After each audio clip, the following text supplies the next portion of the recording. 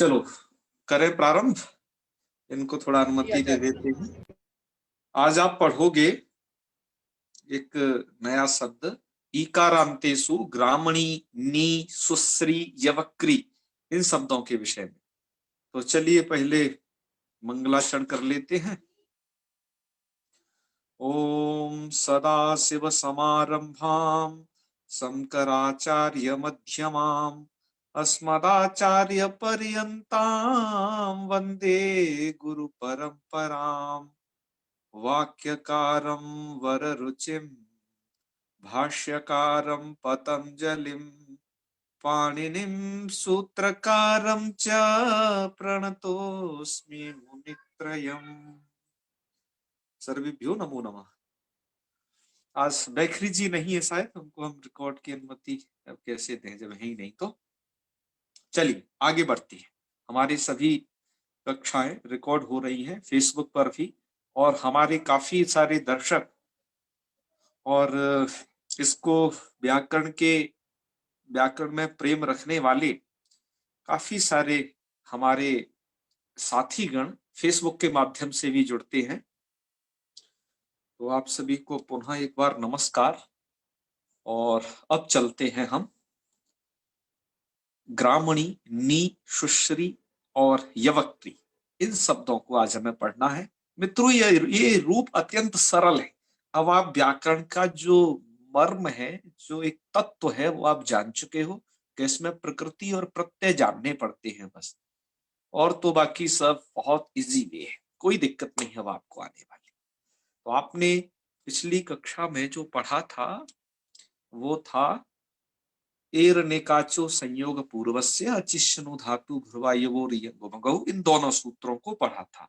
इन दोनों सूत्रों के द्वारा एक शब्द था प्रधि, प्रध्यु, प्रध्य वगैरह, ये सब की आपने सिद्धि की थी, है ना। और आपको पता होना चाहिए कि ईकारांतों में जो एक इन सब का राजा है वो है पपी। पपी की तरह प्रायः चलती है सभी सब दीर्घ ईकारांतों में पुल्लिंग।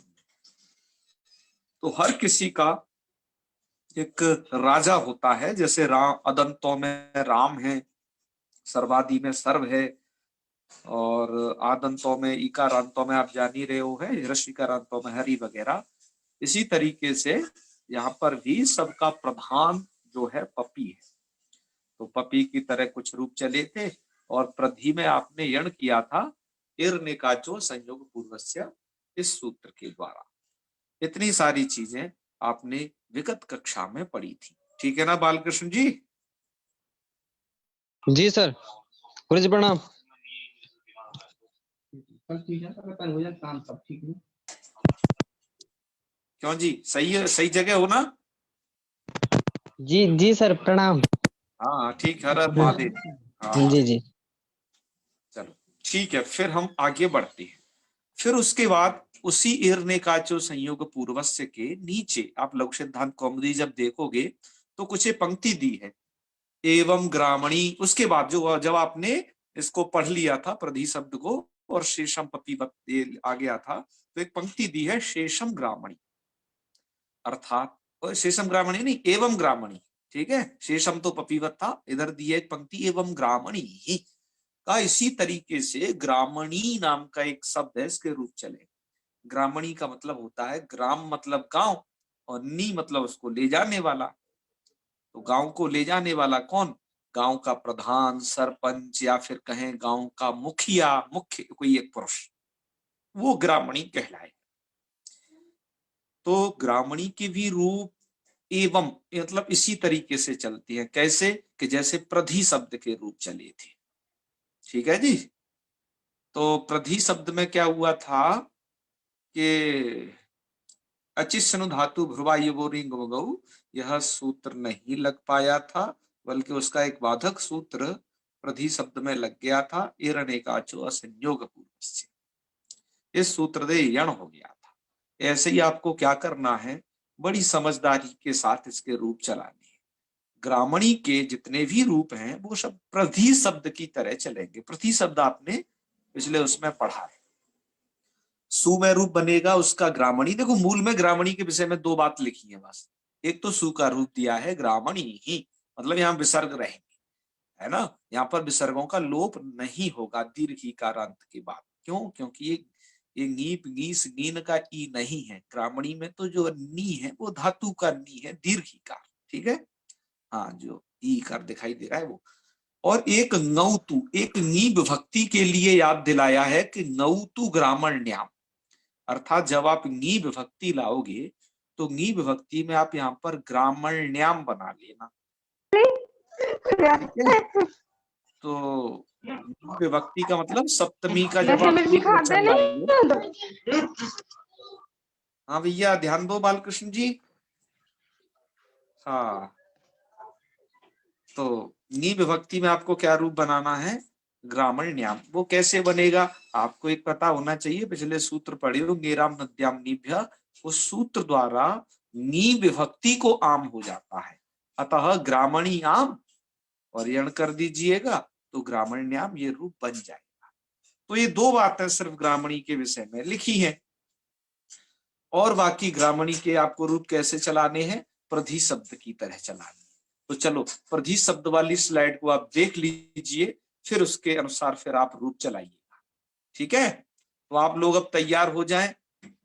है, हम आप लोगों में से ही ये रूप प्रधि शब्द की तरह आपको चलाने हैं ग्रामणी के। तो हमने उस स्लाइड को भी आज रख रखा है कि आपको बिल्कुल भी परेशानी नहीं होने देंगे और आपको वो सभी के सभी रूप चलाने हैं। तो आप में से आज कौन चलाएंगे इसके रूप? मैं चाहता हूं कि कोई बढ़िया से अच्छे से इनके रूप चलाएं तो थोड़ा अच्छा रहेगा। तो आज किनको ले लें?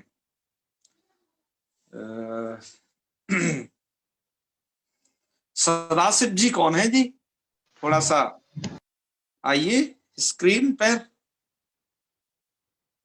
सदाशिव जी हमें सुन पा रहे हो कि नहीं? अच्छा, शायद सुन नहीं पा रहे हैं हमें। चलो कोई बात नहीं, तो अगला नाम लेते हैं फिर। तो राधा शर्मा जी। हाँ, राधा शर्मा जी सुन पा रही हैं? नहीं सुन पा रही, कोई बात नहीं, अभी नहीं आप सुने, अच्छा रहेगा। और हम अगला नाम लेते हैं। चलो आज इनसे थोड़ा सा, डॉक्टर प्रभाला विद्याधर जी। हाँ जी सर, नमस्कार। प्रबल विद्याधर जी, हाँ जी, हर हर महादेव। थोड़ा हाँ सा वीडियो भी ओपन करें यदि कर सकें तो, आप थोड़ा में सर। दिखाई देने लग जाएंगे। जी बहुत अच्छे जी, हर हर महादेव। और बताइए सर, बढ़िया है? हाँ हाँ सर, नमस्कार। ठीक है, आप कैसे हैं? अरे सब बढ़िया है। हमारा क्या है कि यह चल रहा है यज्ञ, जी जी तो आप सब इसके भागीदार हैं। और आपको ही ये व्याकरण पढ़नी है। हम तो खैर एक निमित्त है, एक मार्ग दिखा रहे हैं। ये पढ़नी आपको, ये मत सोचना कि हमें पढ़ानी है, ऐसा नहीं है। ये आपको पढ़नी है, ये मन में रखिए। जी तो आप बिल्कुल चिंता नहीं करना, हम आपके हर कदम पर साथ हैं, रूप चलवाने में भी। ठीक है। जी तो चलिए, तो हमें यह करना है। आपने अभी देखा कि ग्रामणी शब्द है, मतलब इस प्रकार का है वो। मैं आपको यह लिख देता हूं, ऐसा है वो ग्रामणी, अभी आपने देखा था। इस ग्रामणी के भी जो रूप हैं वो ऐसे चलते हैं प्रधि शब्द की तरह। जी बस आपको कहाँ ध्यान रखना है, ये जब नी विभक्ति का बनाओगे ना, सप्तमी का एक वचन, जी तो वो ग्रामण्याम बन जाएगा। अभी मैंने आपको वो स्लाइड दिखाई थी, वहां लिखा था नौतु ग्रामण्याम, है ना। वो क्योंकि गेराम नद्याम नीभ्य में एक नी शब्द पढ़ा गया है। नी शब्द से परे भी क्या हो जाता है, नी को आम हो जाता है। और एक बात हमेशा ध्यान रखना, आपका ग्रामणी यह जो शब्द है ये नित्य स्त्रीलिंग नहीं है, अतः इसकी नदी संज्ञा नहीं करनी है। नदी संज्ञा नहीं करनी है तो करना क्या है कि विभक्तियों का जोड़ना है बस। जैसे आप ग्रामणी के आगे जब सुविभक्ति लाएंगे तो क्या रूप बनेगा जी? ग्रामणी। ग्रामणी ही। बहुत अच्छे, वेरी गुड। अब ग्रामणी आगे औ लाओगे तो मैं थोड़ा आपको बाध्यवादक भाव एक बार और बता देता हूं, क्योंकि ये निकल जाता है प्रायः दिमाग से। जी तो वो बाध्यवादक भाव यह है इसका कि सबसे पहले ग्रामणी औ, सबसे पहले तो यणादेश ही प्राप्त होगा, कोई इणची द्वारा। मैं उन सूत्रों को ही बोल देता हूं जिससे आपको पता रहेगा, क्योंकि इणादेश वाले भी और अलग अलग सूत्र हैं। तो एक को इणची द्वारा एक इणादेश प्राप्त होगा, उस इण को बाधेगा प्रथमयो पूर्व सवर्ण है, प्रथमो जी पूर्व सवर्ण दीर्घ प्राप्त होगा।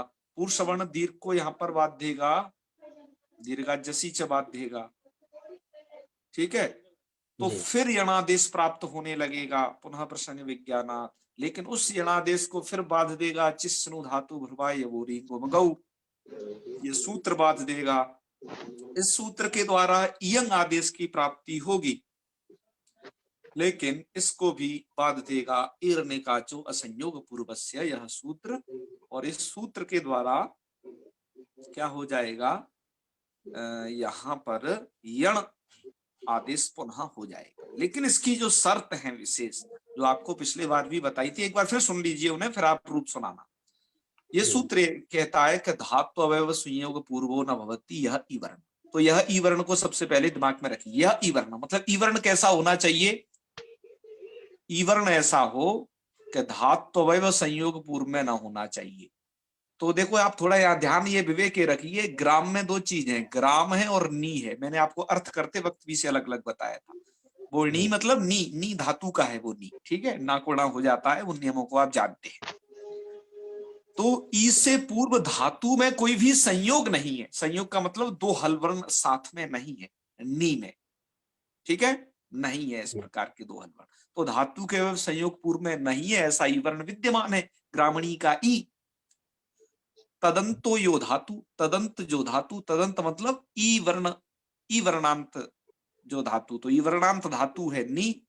और तदंतस्य अनेकाच अंगस्य, तदंत जो अनेकाच अंग, तदंत अनेकाच अंग मतलब नी अंत वाला अनेकाच अंग। ऐसा अनेकाच अंग कौन है, ग्रामणी, यह पूरा का पूरा। तो उसको क्या हो जाता है, यण हो जाता है, यण हो जाएगा, आजादी प्रत्यय के परे रहती। मतलब जहां जहां आजादी प्रत्यय मिलेगा वहां हर जगह क्या करना है, आपको यणादेश करना है। तो जितनी भी आपको येलो पट्टी दिखाई दे रही है इसमें विभक्ति में, ये सब आजादी विभक्तियां हैं। इन हर एक आजादी विभक्ति में आपको क्या करना है, सिर्फ यणादेश करना है। बस बात इतनी सी ध्यान रखनी है कि एक तो नी में बदलेगा, एक ग्रामणी के लिए बस इतना ही ध्यान रखना है, और तो सब पूर्ववत है। और यह जो बाध्यवादक भाव है जो अभी आपने समझा, ये द्वितीया में थोड़ा चेंज हो जाता है। द्वितीया में अमी पूर्वा को बाध करके भी इरने का जो संयोग पूर्व से यण होता है, क्योंकि वो भी विशेष सूत्र था अमी पूर्वा, और ये भी विशेष है। और यहाँ पर क्या होता है, यहाँ पर भी इसको बात करके सस विभक्ति है, सस में भी प्रथमो पुरुष वर्ण प्राप्त होता है, लेकिन उसको बात करके भी यहाँ पर क्या हो जाता है, इरने का जो संयोग पूर्व से यण हो जाता है। तो मतलब जो भी येलो पट्टी है वहां पर आपको यण करना है। बस सप्तमी के एक वचन में आपको, क्योंकि ये नी शब्द है, तो गेराम नद्याम नीभ्या, ये सूत्र नी शब्द से परे भी नी को आम करता है। तो ग्रामणी में नी बैठा हुआ है ना, ग्रामणी का नी, वो नी है वास्तविक मूल रूप से, जो आपको अभी णकार के रूप में दिखाई दे रहा है।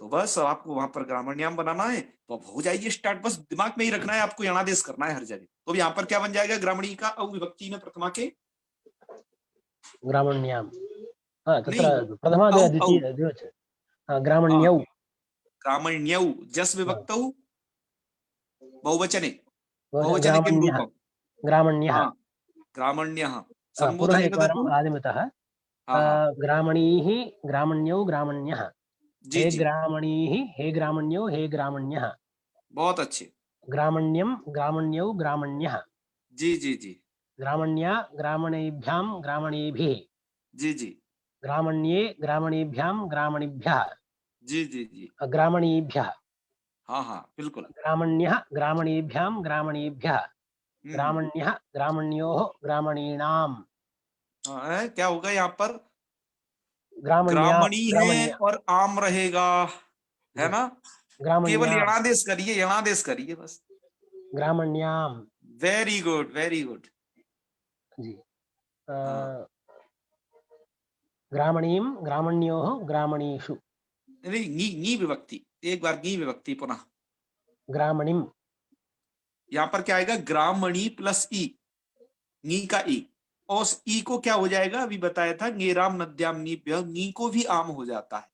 तो अब जो नी का ई है उसे हटा करके आम आ जाएगा। अब स्थिति हो जाएगी ग्रामणी आम। ग्रामण्यम तो क्या, ग्रामणी आम, आम ये विभक्ति होगी।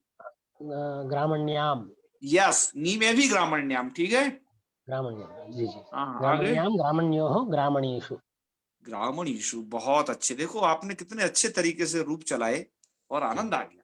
व्याकरण बस इतनी ही सरल है, जितने आप लोग सरल हैं, और जितने सरल जो है देवदारू के वृक्ष होते हैं, उतने ही सरल जो है व्याकरण है बस, ठीक है। तो देखो आपने इसके रूप चला दिए तुरंत उसी की तरह। अब चलिए आगे बढ़ते हैं। देखो बस हमें यही ध्यान रखना है यहाँ क्या काम होना है, विभक्ति को दिमाग में रखना है। अच्छा, विभक्ति और विभक्ति के स्थान पर होने वाले आदेश याद रखने हैं थोड़ा, जी है। और संधि इत्यादि कार तो जानते ही हो, आपने अणादेशी मात्र किया है। तो चलिए देखो अगली स्लाइड की तरफ। आपने ग्रामणी के रूप चला दिए, बहुत अच्छे। हाँ, तो आइए अब आगे पुनः। अब ग्रामणी के चला चुके हैं। अब देखो आपके जो मूल में लिखा है ना, वो देखते जाइए। मूल में लिखा था एवं ग्रामणी ही, यह हमने देखा। उसके बाद लिखा था नौतु ग्रामण्याम, यह हमने नी में ग्रामणी ग्रामण्याम बनाया। जो मूल में लिखा है उसकी वो इसलिए लिखा जाता है, वहां कुछ विशेष कार्य होता है, ठीक है। चलिए अब जिनको एरनेकाचो असंयोग पूर्वस्य का अर्थ समझ में न आया हो, ध्यान दीजिएगा, जिनको एरनेकाचो असंयोग पूर्वस्य समझ में नहीं आया, उसके लिए आपके मूल कारणी वरदराजाचार्य जी ने उसको पदकृत करके अलग अलग लिखा है ना। जैसे आपके मूल में कुछ चीजें थी इर्नेकाचो संयोग पूर्वस्य के, ये इसमें जैसे एक बात थी, इसमें इसमें आप ये अलग अलग चीजें देख रहे हो ना, धात्व संयोग पूर्वो न भवति, सबको अलग अलग कलर्स लिए दिया गया है कि अलग अलग बातें हैं। तदंतो यो धातु तदंतस्य अनेका चंगस्य यण स्यात्। तो ये मैंने इसलिए लिखा है कि इसका अर्थ बहुत पूछा जाता है, इसके अर्थ की बड़ी महिमा है इस सूत्र की। प्रायः जो वैयाकरण है इस सूत्र को प्रायः पूछते हैं, इसलिए आप लोग इसे अच्छे से हृदयंगम करके रखें। तो अब मूल में भी वही प्रयत्न किया जा रहा है। क्या प्रयत्न किया जा रहा है? मूल में कहा है सबसे पहले जी अनेकाचः किम, ये अनेकाचः किम सब कहाँ के प्रश्न हो रहे हैं? इर्नेकाचो संयोग पूर्वस्य, क्योंकि इसमें शर्तें बहुत हैं। कहा जा रहा है कि ये सूत्र कहाँ लगेगा। देखो इस सूत्र में एक बात कही है, तदंतस्य अनेकाचंगस्य, अनेकाच अंग होना चाहिए तब उसको यण होगा। अनेकाच अंग जैसे अनेक अच वाला वो अंग हो। जैसे क्या हो, प्रधि नाम का एक शब्द था, तो प्रधि में अनेक अच थे, पर अ ई है, पा में उधर भी अ और धा में भी ई, ठीक है। अच्छा, ऐसे ही अभी आपने ग्रामणी चलाया, ग्रामणी में भी इर्निकाचो संयोग पूर्व से यणादेश हुआ था। तो यहां पर भी यणादेश क्यों हो गया था कि उसमें ये शर्त थी कि वो अनेकच वाला हो, तो हो गया था, ठीक है। अब कहते हैं यदि अनेकाचा किम, अनेकाचा किम से मतलब यह है कि एर अनेकाचो संयोग पूर्वस्य, इस सूत्र में यदि अनेकाच नहीं रखें तो क्या क्या हानि है? तो हानि है कि जहां अनेकाच नहीं है वहां भी यण होने लगेगा, जो कि उचित नहीं है। जैसे एक आप यहां शब्द देख रहे हो, नी, नी नाम का शब्द है। तो आप कहोगे नी कौन सा शब्द है, हमने तो कभी इसको सुना नहीं संस्कृत साहित्य में। तो कोई बात नहीं, आपने नहीं सुना, अब सुन लीजिएगा। व्याकरण के द्वारा बड़े शब्दों की निर्मिति है, उनको बनाए जाते हैं, वो बन है व्याकरण के द्वारा। तो नी, नी का मतलब हो जाता है ले जाने वाला। जैसे आप जैसे नेता कहते हो ना, उसे नी, नी शब्द का भी वही अर्थ है जो नेता का अर्थ है। तो जी इसके रूप चलेंगे कैसे, कहा ये इसमें कैसे चलेंगे वो थोड़ा देखते जाइएगा। कि सबसे पहली बात तो है कि नी शब्द अनेकाच नहीं, इसमें एक ही है ना, ई अनेकाच नहीं है ये। तो इसलिए क्या होगा, यहाँ पर इर्निकाचो संयोग पूर्वक से नहीं लगेगा। क्यों, ये कब लगता है? ये तो यही कहता है ना कि धातु के अवयव संयोग पूर्व में न होना चाहिए ऐसा ई वर्ण, तो यहाँ पर ई वर्ण है नी में ई, और उस नी से ई से पूर्व धातु के अवयवों में कैसा भी संयोग नहीं है, ना अकेला है संयोग नहीं है। संयोग मतलब जब दो हल वर्ण मिल जाते हैं एक साथ तो उनकी संयोग संज्ञा हो जाती है। अब आप अच्छे तरीके से जानते हो संज्ञा प्रकरण से। अच्छा, और तदंतो यो धातु, तदंत धातु है और तदंत से अनेकाचंग, बस यही तदंत अनेकाच अंग। तदंत तो कदाचित मान लो विपदेशीवत भावी न हो सकता है, लेकिन यहाँ अनेकाच अंग नहीं है। यहाँ पर तो क्या है, जो अंग संज्ञक है नी, वह अकेला, मतलब उसमें ई है, ई मात्र है, अनेक अच नहीं है। हमें क्या चाहिए, एक से ज्यादा अच हो, तभी इर्नेकाचो संयोग पूर्वज से लगता है। तो जी इर्नेकाचो संयोग पूर्वज से नहीं लगेगा, नहीं लगेगा तो होती क्या है ना होगा यार, सदाशिव जी? समस्याएं होती हैं। सदाशिव जी आप जी जी जी।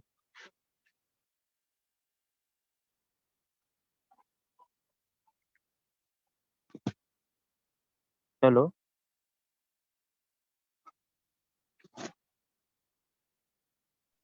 सर आपकी आवाज नहीं आ रही है।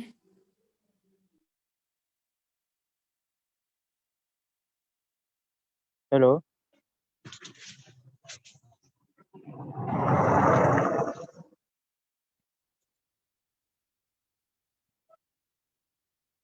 ये कृपया जो को होस्ट हैं वो ध्यान दें। होस्ट वुड लाइक, जी गुरुदेव। हाँ सबको एक,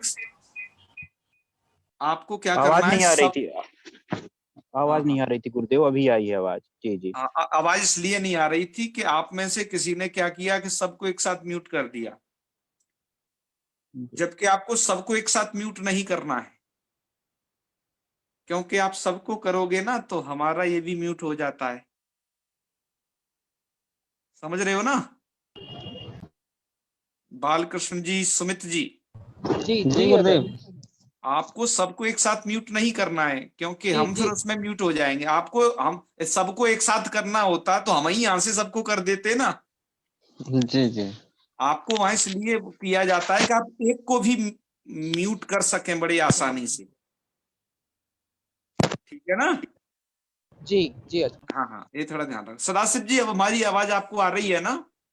जी गुरुदेव, जी गुरुदेव, आ रही है। हाँ तो अरे आप कहाँ चले गए थे? बीच में भी आपका नंबर आया था, आपको इनाम मिलने जी वाला था और आप चले गए थे। जी गुरुदेव। जी जी। तो अपना थोड़ा चेहरा मोहरा दिखाइएगा। जी। आप कब यहाँ से जो है कक्षा अभी में, हाँ हाँ, आप कब से जुड़े हैं ये बताइए। काफी दिनों से जुड़ा हूँ और बीच बीच में जुड़ भी नहीं पाता हूँ, अच्छा, नेटवर्क प्रॉब्लम है। चलो कोई और बात अभी नहीं। तो जी जी अंधेरा है, कल जो है थोड़ा हाँ हाँ सुविधाजनक स्थान में बैठ करके। हाँ हाँ, जी बिल्कुल सुविधाजनक स्थान में बैठिए। तो हम भी बड़े सुविधाजनक स्थान में हर बार बैठते हैं, हमने भी काफी जगह चेंज की लेकिन वहां वो नहीं आया। फिर हमने वो जगह खोजी जहां अच्छा हम तुम्हें पढ़ा सकें, ठीक जी है? गुरुदेव। जी जी। तो अब हम देखो, अभी आप रुके रहिए, अभी आप लाइन पे ही रहिएगा।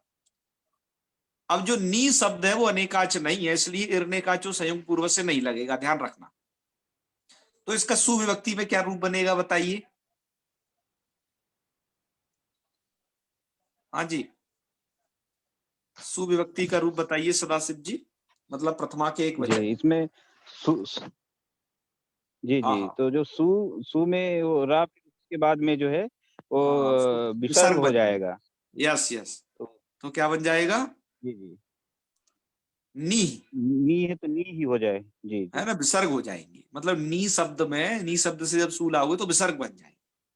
अब जी जब आगे नी आगे औ लाए ना, औ विभक्ति, जी तो औ विभक्ति में क्या क्या हुआ वो सुन लीजिए। औ विभक्ति में नी औ में सबसे पहले यणादेश प्राप्त है। अब बाध्य बाधक भाव हम आपको हर बार बता रहे हैं, अब की बार फिर बता रहे हैं, ध्यान रखना। एक कोई अणची से यणादेश प्राप्त है, उसको सबसे पहले प्रथम पुरुष सवर्ण बांधेगा, प्रथम पुरुष सवर्ण को दीर्घा जसी च बांधेगा, और उसको अचिस्नु धातु भ्रुवा यवो रियंग गुमगऊ, यह जो आपका सूत्र है, ये सूत्र उसको बांध देगा। किसको? पुरुष प्रथम पुरुष सवर्ण। बात देगा तो यहाँ पर क्या होगा, इयंग आदेश। और एर्निकाचो संयुक्त पूर्व से इसलिए यहां नहीं लग पाएगा कि धातु ए वाली जो नी यहाँ पर शब्द देख रहे हो आप, यहाँ पर इसमें अनेक अच नहीं है। एर्निकाचो संयुक्त पूर्व से कब लगता है, जब उसमें अनेक अच हो, इसमें तो एक ही अच है। तो इस सूत्र के द्वारा यण नहीं होगा, यण नहीं होगा तो क्या होगा, अचिस्नु धातु भुर्वा यबोरिंगमगौ, इस सूत्र के द्वारा इयंग आदेश हो जाएगा। तो इयंग आदेश करने का तरीका क्या है वो समझ लीजिए। हमने यहाँ थोड़ा वही लिखा हुआ है, आप थोड़ा गौर कर रहे होंगे कि स्थिति है कि सबसे पहले नी औ ये स्थिति रहेगी, ठीक है जी, मतलब यहां और ये नी औ ये स्थिति रहेगी। समझ में आ रही है ना सदाशिव जी? हाँ, आप समझ पा रहे होगे, नी औ ऐसी स्थिति रहेगी। जी जी। फिर क्या होगा, अब ई को आपको इयंग आदेश करना है। इयंग में क्या क्या संज्ञक है, इयंग में न चला जाता है और य में जो आ है वो भी चला जाता है। तो जो दीर्घ वाली ई है ना, ये इस दीर्घ वाली ई के स्थान पर ईय कर देना है। क्या कर देना है, ईय। तो स्थिति क्या हो जाएगी आपकी, ध्यान देंगे, आपकी स्थिति बन जाएगी ये वाली न ईय। इयंग में अंग चला जाएगा, एक तो न चला जाएगा, अ चला जाएगा, ठीक है जी जी। तो स्थिति बनेगी न ईय और औ विभक्ति है आगे। अब आपको ये सब जोड़ देने हैं, तो क्या हो जाएगा, नियव। क्यों, यही बन जाएगा ना, ये वाला रूप बनेगा आपका नियव। जी ठीक है, बात आ गई ना समझ में?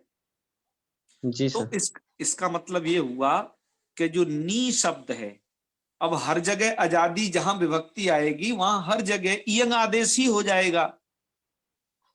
पिछले को एड़ची को बात करके, प्रथमो पुरुषवर्णा को बात करके क्या होगा, हर जगह इयंग इयंग हो जाएगा। तो मतलब जो आपका नी शब्द है, मतलब ये वाला जो नी शब्द है इस प्रकार का, वो हर जगह के लिए अब कैसा बन जाएगा, ये वाला नी। जी।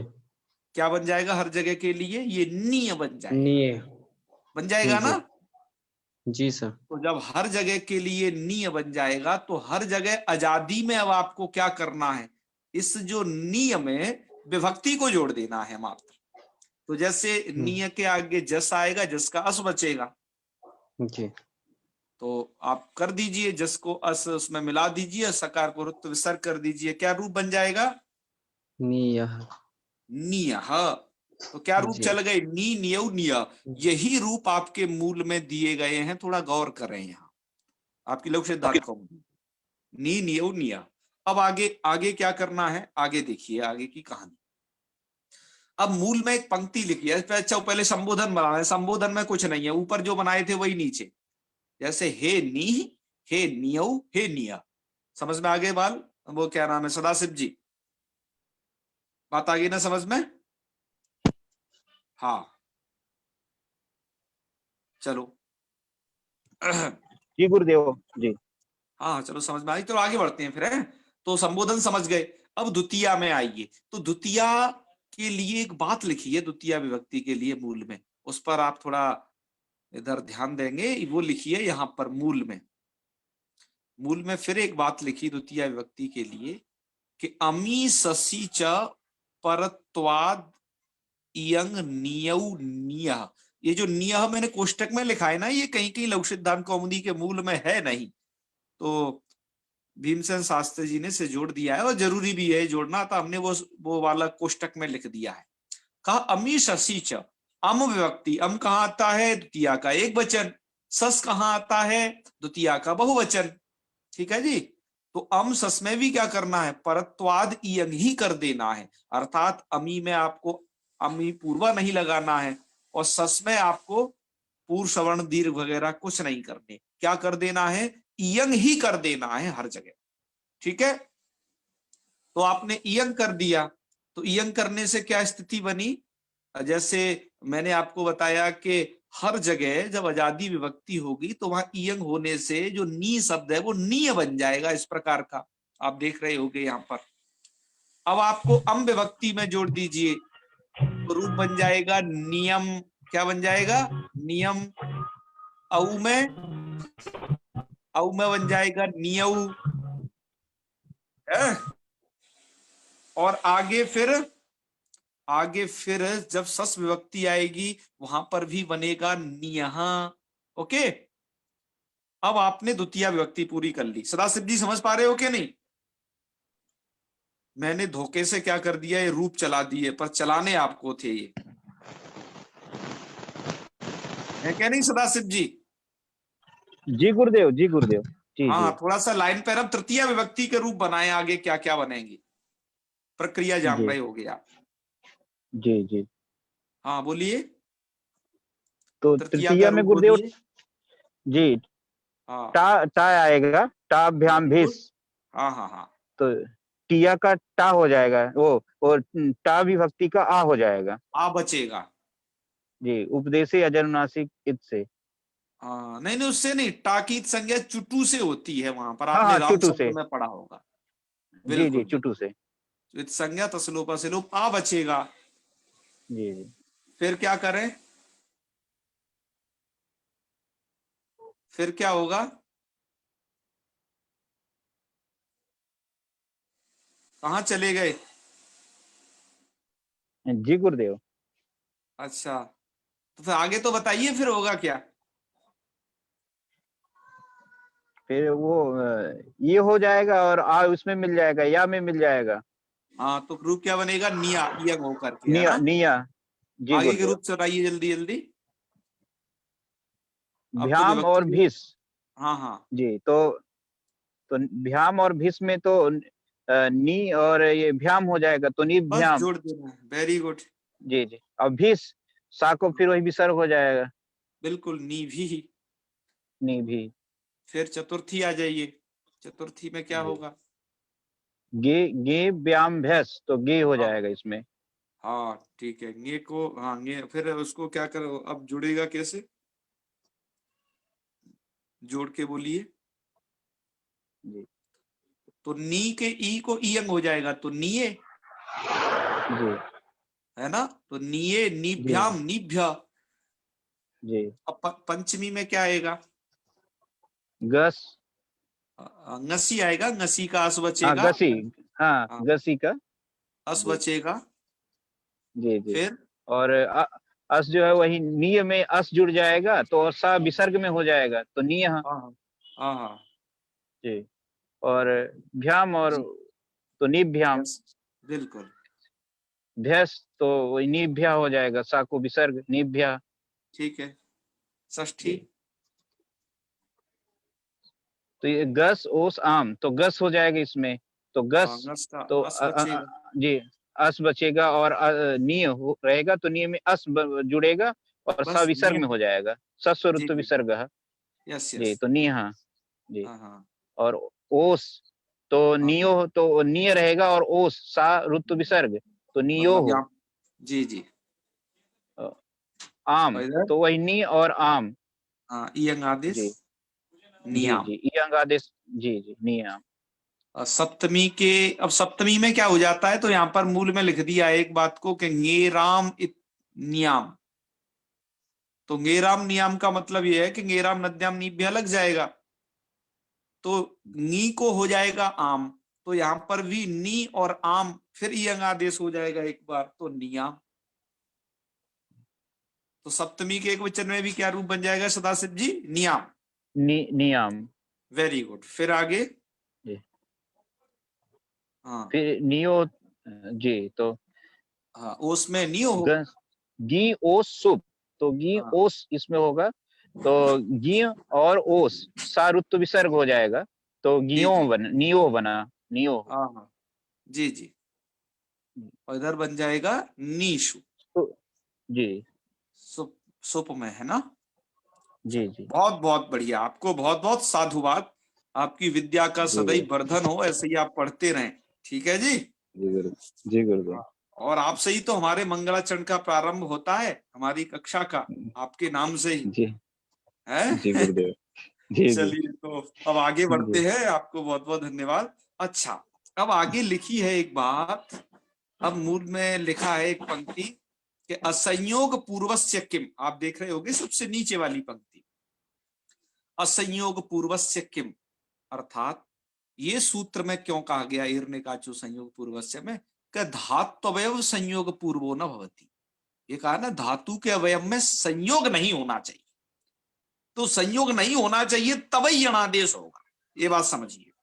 तो उसके लिए एक शब्द दिया, एक शब्द है सुश्री, सु और श्री। तो ये जो है श्री शब्द इसमें जो आप देख रहे हो, ये बाद में तो ईकारांत धातु है, लेकिन धातु के अवयव में संयोग है। आप देख रहे हो सा और रा में क्या है संयोग, पहले शा है फिर रा, दो हल वर्ण एक साथ है, तो इसलिए क्या हो जाएगा, ये धातु के अवयव में संयोग है, तो यहां पर भी अणादेश नहीं होगा ईर्णिकाचो संयोग पूर्वस्य से। क्यों, इसको क्या चाहिए, संयोग पूर्व में नहीं चाहिए, बल्कि यहां तो संयोग पूर्व में है, तो इसलिए मत करना अब यहां पर ईर्णिकाचो संयोग पूर्वस्य से अणादेश। तो क्या कर लेना है, तो आपको इयंग आदेश कर लेना है। इसलिए सुश्री और अगला शब्द यवक्री, इसके रूप एक जैसे चलेंगे। इनमें होगा क्या, इनमें भी इयंग आदेश होगा, यवक्री में भी संयोग है, इसलिए औ विभक्ति का रूप आपकी लघु सिद्धांत कौमुदी में दिया है सुश्रिय, वो सुश्रियौ और यवक्रियौ, अर्थात यहां पर क्या कर दिया है, इयंग आदेश कर दिया है। तो इयंग आदेश कर दिया है का मतलब है कि सुश्री की जो ई देख रहे हो ना, इस सुश्री की ई को आजादी विभक्ति के परे रहते हर जगह क्या कर दिया है, इयंग। इयंग होने से क्या स्थिति होगी, सुश्रिय, सुश्रिय ऐसी स्थिति बन जाएगी। तो इसमें ही बस आपको विभक्ति जोड़ती जानी है, सुश्रिय के जैसे औ ले आए आगे, आजादी विभक्तियों में सब जगह विभक्ति जोड़नी है, जैसे अभी आप यहां जोड़ रहे थे नी में, तो जैसे नी के चले वैसे ही सुश्री के चलेंगे, इयंग आदेश से ऐसे करना है, आपको बता दिया। तो अब आप में से कौन चलाएंगे सुश्री के, एक तो कोई व्यक्ति सुश्री के रूप चलाएं और एक यवक्री के चलाएं। तो मंजू जी, आपको हम बुला रहे हैं सुश्री के रूप चलाने के लिए, तो सुश्री शब्द के रूप आपको चलाने, ठीक है। उसका औ विभक्ति का रूप यहां दिया हुआ है, तो आपको समझ में आया हो शायद, ये है सुश्री, इसको इसके रूप आपको चलाने हैं। सुन पा रही है मंजू जी, कोई बात नहीं, ठीक है। चलो हम उन्हीं का नाम लेंगे जो काफी इंटेलिजेंट लोग हैं, आप चिंता नहीं करें। हाँ मंजू जी सुन पा रही हैं ना? हाँ सर सुन पा रहे हैं। जी नमस्कार। जी नमस्ते जी, आपको यहाँ पर हम दीपावली की इसलिए, शुभकामनाएं। हाँ हाँ हाँ, आपको भी दीपावली के पटाखे अभी तक हमारे यहाँ चल रहे हैं। जी जी। हाँ हाँ, कुछ लोग बच जाते हैं ना बाद में, वो उन्हें चलाते हैं फिर। पर थोड़ा कॉन्फिडेंस नहीं आ रहा बनाने में। अरे बिल्कुल आएगा, आप चिंता नहीं करें। आपका सुश्री शब्द है, सुश्री शब्द का सुविभक्ति में क्या रूप बनेगा, सुश्री, विसर्ग लगेगा ना जी तो सुश्री सुश्री ही, जी।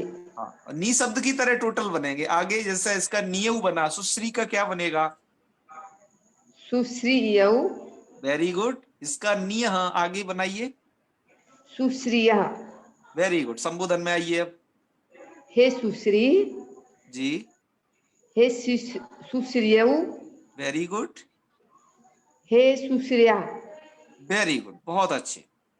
आगे द्वितीय में आ जाइए, सुश्रियम, जी सुश्रयौ, जी, और फिर एक बार श्रेया, फिर सुश्रिया, वेरी जी गुड, बहुत अच्छे। सुश्रिया, और सुश्रिभ्याम, जी सुश्रीभि, बहुत अच्छे। चतुर्थी, सुश्रिये, जी सुश्रिभ्याम, जी सुश्रिभ्या, बहुत अच्छे, सुश्रियः, जी सुश्रिभ्याम, जी सुश्रिभ्यः, बहुत अच्छे। षष्ठी में आइए, सुश्रिभ्यः, सुश्रियः, सुश्रियः, जी सुश्रियो, जी, सुश्रियाम, हाँ बहुत अच्छे, सुश्रियाम, हाँ सुश्रियो, हाँ हाँ सुश्रीषु। अब आपको एक काम करना है, देखो जी सप्तमी विभक्ति में सावधान हो जाना है सुश्री विभक्ति का रूप चलाते वक्त, क्योंकि जब आप सुश्री विभक्ति का सप्तमी चलाएंगे ना तो यहाँ जी। पर नी की तरह नियाम नहीं बनेगा, उसका सुश्रियाम नहीं बनेगा सप्तमी में। क्यों? क्यों? यहाँ तो गेराम नद्याम नीभ्य द्वारा स्पेशली नी शब्द उसमें पढ़ा गया है, अतः उससे परे नी को आम हो जाता है। अच्छा जी। यहाँ पर क्या प्रक्रिया होगी, आपका सुश्री आगे नी विभक्ति रहेगा और नी की रहेगी ई, नी की जी क्या रहेगी ई। तो यहाँ जी। का जो रूप बनेगा वो ये बनेगा, थोड़ा ध्यान दें, जी सु श्री और नी की मिल जाएगी ई, तो ये रूप बनेगा सुश्री ई। आपको दिखाई दे रहा है ना? जी जी जी। तो ये रूप बनेगा आपका सुश्री ई। इस पर बस इतना ध्यान देना है, यहाँ अच्छा। गेराम नद्याम नीभ्य मत लगाना। ठीक ठीक ठीक। ठीक है जी। जी सर। तो यहाँ पर सप्तमी का एक वचन वो द्वारा से बोलिए। सुश्री, हाँ सुश्रियो, जी, सुश्रीषु। सुश्रीषु। अरे वाह, बहुत अच्छे बहुत अच्छे। देखो आपने चला दिए, बस आपको एक ध्यान बात ये रखनी है, यहाँ पर जो जैसे सुश्री शब्द है उसके ई को ईयंग आप जब कर देंगी तो सुश्री ऐसा ई को ई हो जाएगा, ईयंग का ई बचता है जी तो वो सुश्री ऐसा शब्द बन जाएगा और उसमें बस विभक्ति जोड़ते जाना है आपको। ठीक है? जी तो जी आपने सर। पूरे कॉन्फिडेंस के साथ बोले हैं। ठीक है ना? नहीं आप नहीं, कह रहे हैं कि कॉन्फिडेंस नहीं है। जोड़ जोड़ के बोल दिया। हाँ हाँ, बहुत अच्छे बहुत अच्छे। तो अब जिन्होंने भी सुश्री शब्द के हम में से आप में से जिनमें से रूप सुने हैं, ऐसे ही यवक्री के चलेंगे और यवक्री के भी सप्तमी के एक वचन में ध्यान रखना, जैसे इसका सुश्री ही बना था ऐसे उसका यवक्री ही रूप बनेगा। तो इसके लिए तैयार हो जाइए। इसके लिए हम अब आमंत्रित करते हैं इसके रूप चलवाने के लिए मेघा जी को, मेघा सेतिया जी। जी महोदय, नमो नमः महोदय। जी नमो नमः। और बढ़िया है सब? जी महोदय। हाँ, तो आपको बस अंतिम यह जो रूप है इसमें यवक्री नाम का एक शब्द है, लाओ ये सब पहले हटाए, है ना? तो यवक्री के रूप चलाते। यवक्री का मतलब होता है यव, यव मतलब जौ, और उसको क्री मतलब उसको क्रयण करने वाला, मतलब खरीदने वाला। तो मूल शब्द है आपका ये यवक्री। ये सब दीर्घीकरण चल रहे हैं ना? जी। तो इसके प्रथमा बनाइए। प्रथमा यवक्रिः, यवक्रियौ, हाँ, यवक्रियः। वेरी हे गुड। हे यवक्रिये, हाँ, हे यवक्रिः, हे यवक्रियौ, हे यवक्रियः। बहुत यवक अच्छे बहुत अच्छे। यवक्रियं, यवक्रियौ, यवक्रियः। वाह वाह। तृतीय तृतीय विभक्ति यवक्रिया, हाँ, यवक्रिभ्यां, यवक्रिभिः। चतुर्थी बिल्कुल विभक्ति सही बिल्कुल सही, बहुत अच्छी। चतुर्थी विभक्ति जी, यवक्रियै, यवक्रिभ्यां, यवक्रिये। यवक्रिये, हाँ हाँ यवक्रिभ्यां, हाँ यवक्रिभ्यः। हाँ हाँ पंचमी विभक्ति यवक्रियः, हाँ यवक्रिभ्यां, हाँ, यवक्रिभ्यः।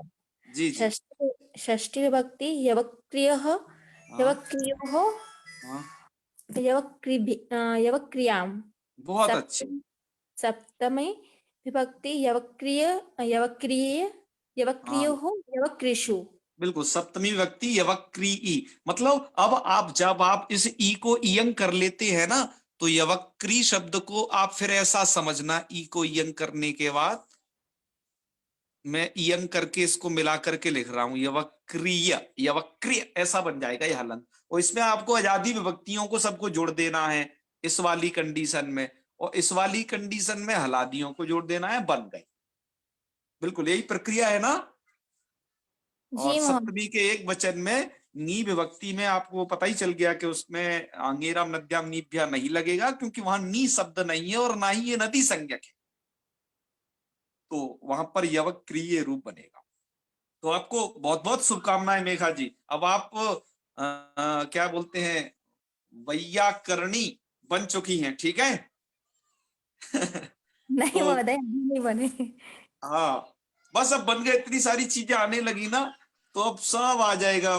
देखो आज तो सब कुछ, अब आज तो सब कुछ आपने ही पढ़ा और सब किया है ना, हमने तो बस वो शब्द रख दिए और ये सब सभी शब्दों की सिद्धि आपने की है। तो आज आपने ये 3-4 शब्द पढ़े तो आपको बहुत अच्छा लगा होगा, आपको कॉन्फिडेंस बढ़ा होगा कि नहीं अब हमें व्याकरण आ गया, आपने रूप खुद पे खुद चलाए, है ना अमर कुमार जी। तो अब हम नमो कुछ नमः। हाँ बिल्कुल नमो नमो, और कुछ शब्दों को अब कल कंटिन्यू पढ़ेंगे। आज आपको कोई सूत्र नहीं पढ़ा, बल्कि सूत्र के एरने का जो संयोग पूर्वस्य के अंदर आने वाली कुछ बातें आपको बताई, ठीक है। और सब जगह अचिस्नु धातु भ्रुवायुबोरिंगम, इन सूत्रों के, इस सूत्र के द्वारा इयंग हो गया इन जगहों पर, वो आपको बताया। कल एक नए शब्द के साथ फिर मिलेंगे, शुद्ध धी नाम का वो शब्द है, ठीक है।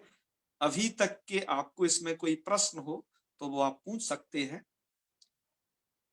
अन्यथा हम कल की कक्षा में फिर मिलेंगे, ठीक है।